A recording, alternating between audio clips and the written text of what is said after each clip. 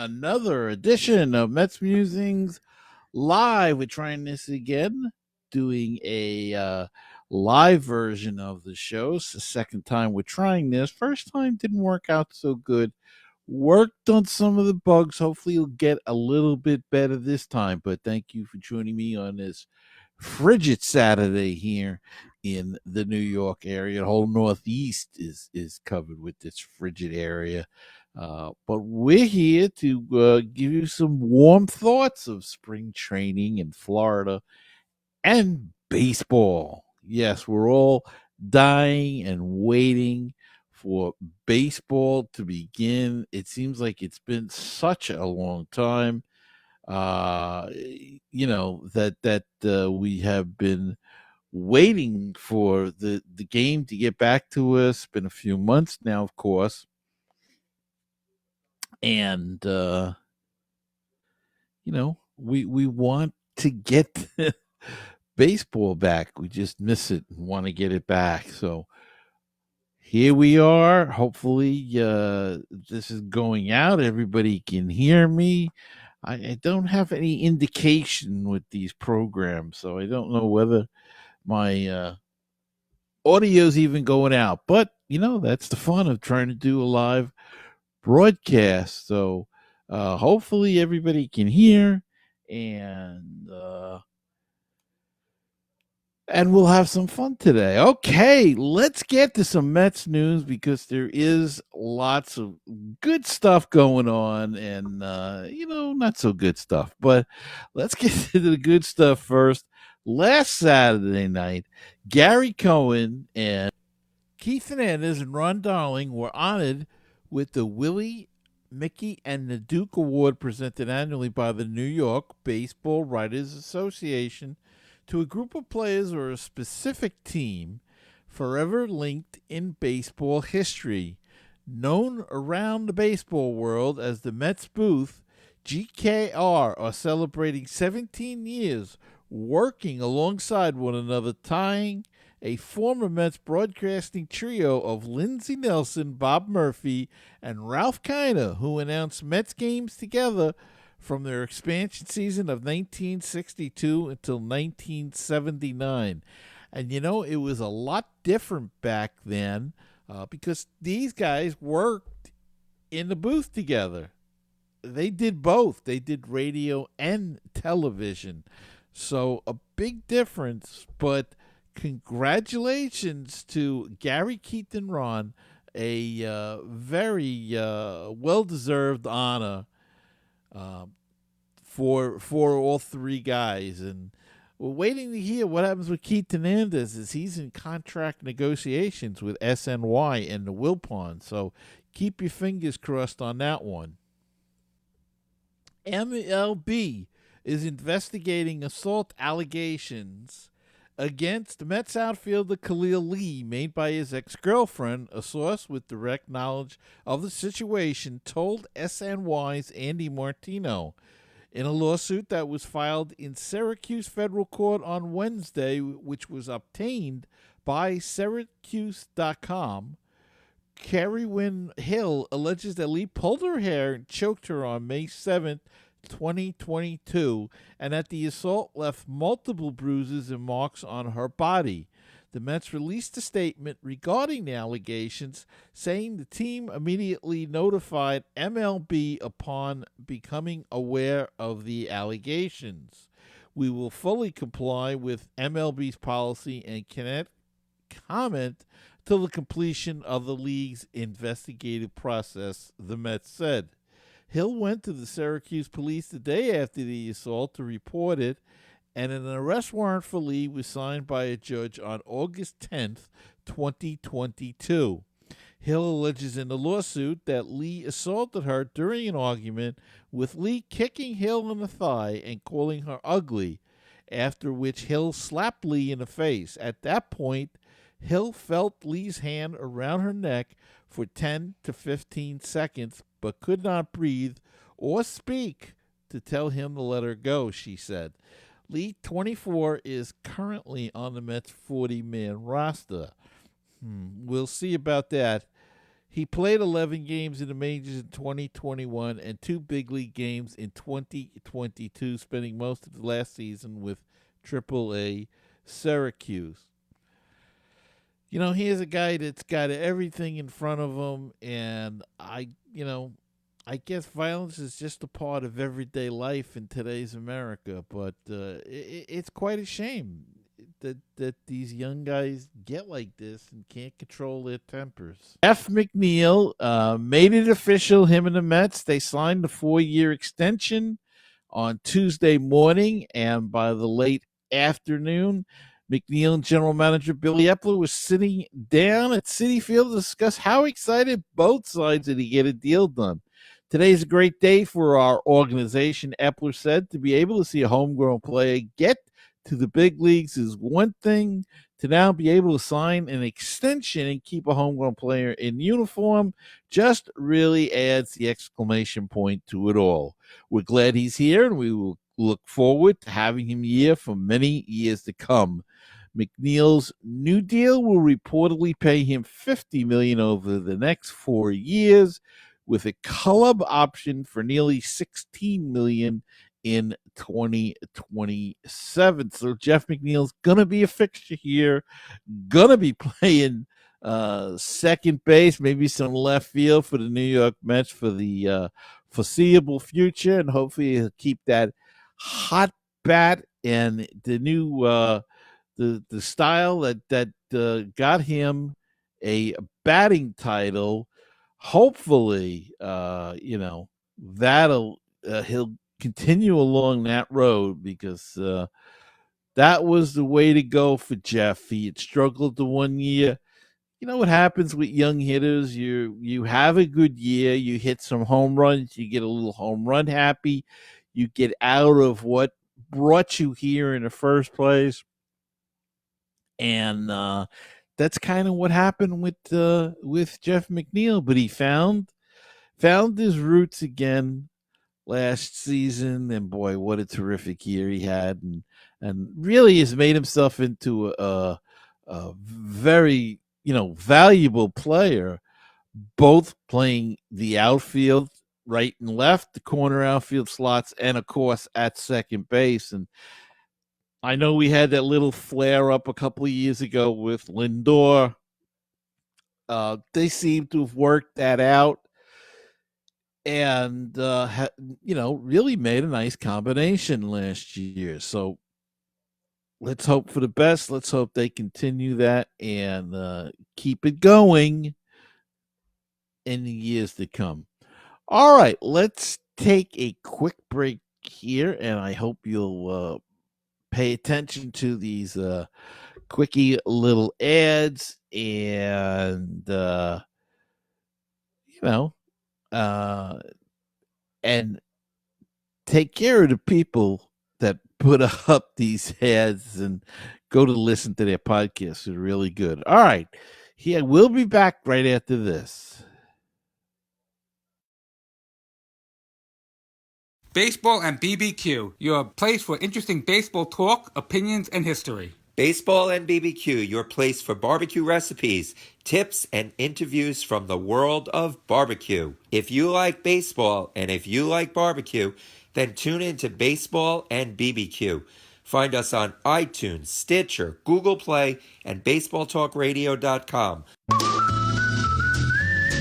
Did you know that Baseball PhD can be heard on BaseballTalkRadio.com?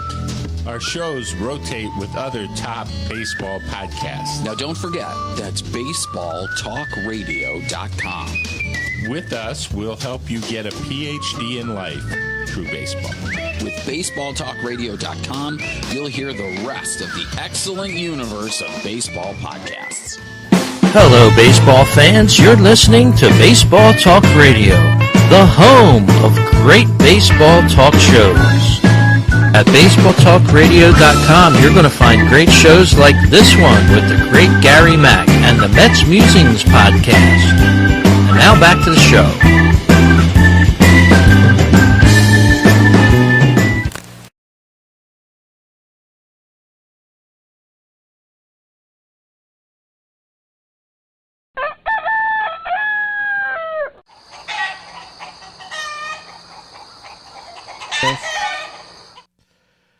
And now it's time to go down on the farm. The Mets announced catcher Kevin Parada and outfielder Alex Ramirez are among 15 players who received invitations to attend the ball club's spring training when it begins in February. Parada was the Mets' 11th overall pick in the 2022 first-year player draft and is the 36th best prospect in the majors according to MLB Pipeline and the 50th best prospect according to Baseball America.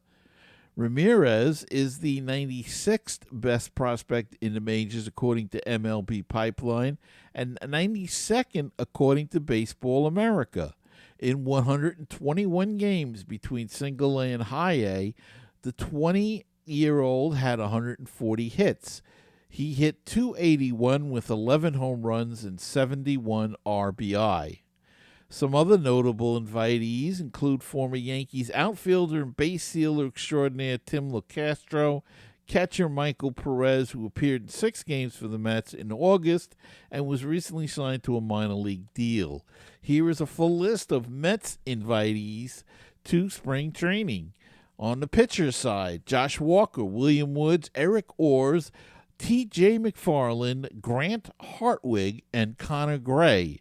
Catchers Kevin Parada, Michael Perez, Hayden Senger, and Nick Meyer. Outfielders DJ Stewart, Alex Ramirez, Tim LeCastro, and Lorenzo Citrola. And infielders Jonathan Arauz.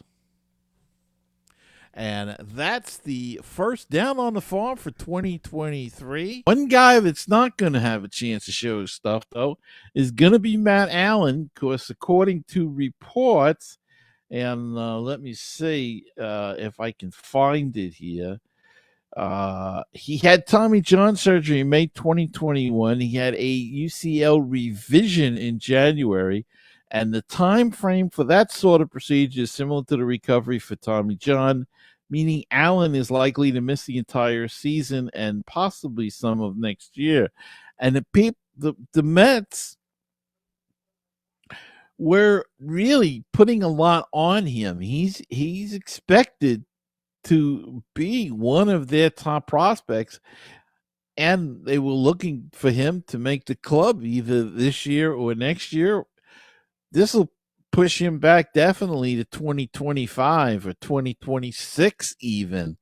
So he'll have a lot of competition in those years now, because there's a lot of other guys excuse me, that they're putting their stock in that should be ready. They're, I was reading a report today, and I forget where I saw it, but oh yes, the Athletic rated the Mets farm system as number 15 in all of baseball, and in that article, they do mention that the Mets have some pitches further down the line, like a Blake Tidwell and somebody else. I can't remember the name now. And there's a couple other guys they're counting on. And Matt Allen is one of those guys that was up a little bit higher. So they were counting on him maybe in a quicker amount of time. But the Tommy John and now this revision, which is going to keep him out, has really pushed back his career. And, now it's a question of whether we're going to ever get to see him at this level. Very interesting with the whole thing, but, you got to feel for the guy. I mean, it's tough. It's tough to come back from these injuries, and he's had some bad ones. The Tommy John, and again this revision that they're talking about. So it is not an easy thing. The life of a major leaguer. We all wish that we could do it or had the talent to do it, but it is a battle. But that's our first Down on the Farm of the new year, 2023, and we did it live, so that's terrific. All right, let's take another little break and be back right after this message.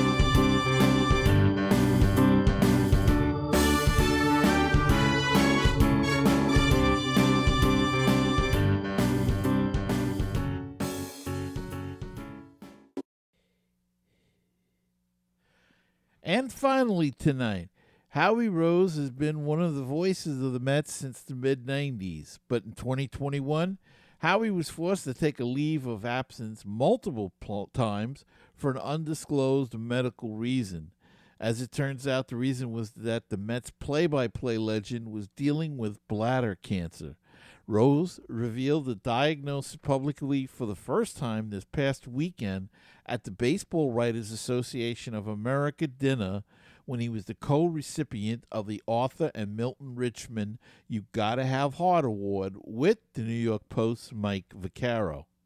Rose underwent a radical cystoprostatectomy in September 2021, a surgery that removes the cancerous bladder along with the prostate and inserts a new bladder that is created from the intestines.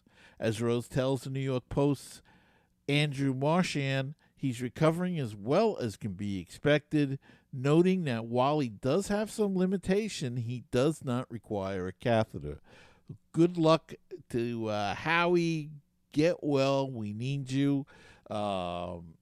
This upcoming season is going to be a big season for the Mets, I think, and for you as well. You'll have a new partner, so take care, get healthy, and we're looking forward to listening to Howie Rose for many years to come. All right. Well, I think that's going to wrap it up. It's a short show, but we just wanted to get something out there and wanted to get a live show out there to see if they're going to do more of this. Maybe have different topics the next time. I'd like to do a show about honoring the 62 team and talk about that. And we'll get some guests on, get some people on maybe, and have a go with that. Or, we can talk about the upcoming 50th anniversary of the 73 team. That would be interesting. A lot of the younger people may not know too much about it. And it's kind of a team that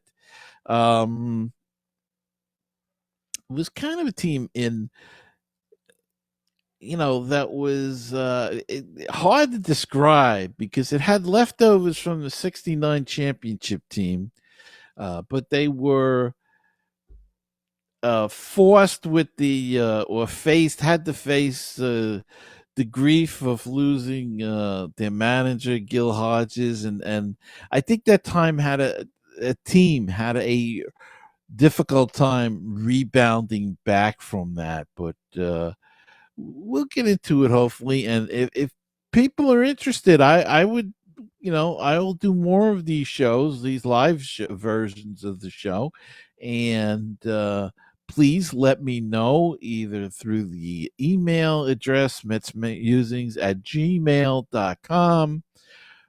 Drop me a line if you'd like to know, or go to anchor.fm/MetsMusings. You can leave a message there as well. So, lots of ways to get in contact with us. So let me know what you think. And we've got a comment from a Facebook user who said definitely interested in hearing about the 73 team. Good. Maybe that's something we will do in the near future. We still have some time before really the season starts. Got a lot of time. And, we can get into more depth in some of those things. It's tough to find people that are still around, though. That was around for that team. But it was an interesting team. So we won't give it away here. We'll save it for another podcast. All right. I hope you enjoyed this live version of Mets Musings. And I hope you'll come back again and watch all of our shows that are on YouTube at youtube.com/@MetsMusings and or listen to the audio at anchor.fm /MetsMusings, or just go to MetsMusings.com. Everything is there. Check out our Facebook group page, Mets Musings. And if you're watching this or if you're going to watch a recorded version of the show on YouTube, and I hope this program wouldn't allow me to record this, so we'll have to find another way to get this up on YouTube. But if you watch any episodes of Mets Musings on YouTube, please hit the subscribe and like button, because then you'll always know when another edition of Mets Musings has been released to the general public. So we want you to know that. Same thing if you follow us on the Facebook page or Twitter at Mets Musings Mack, you'll know when a show comes out. So I hope you'll do that. And you can listen to the podcast at any spot that you listen to your wherever you find your audio podcast. Believe me, we're there. So, go check that out as well. All right. That's going to do it for today. And I hope everybody stays warm, has a great week, and I'll see you next time. And remember to keep the faith, stay optimistic, and let's go Mets. And I'll see you next time on another edition of Mets Musings. Thank you for watching.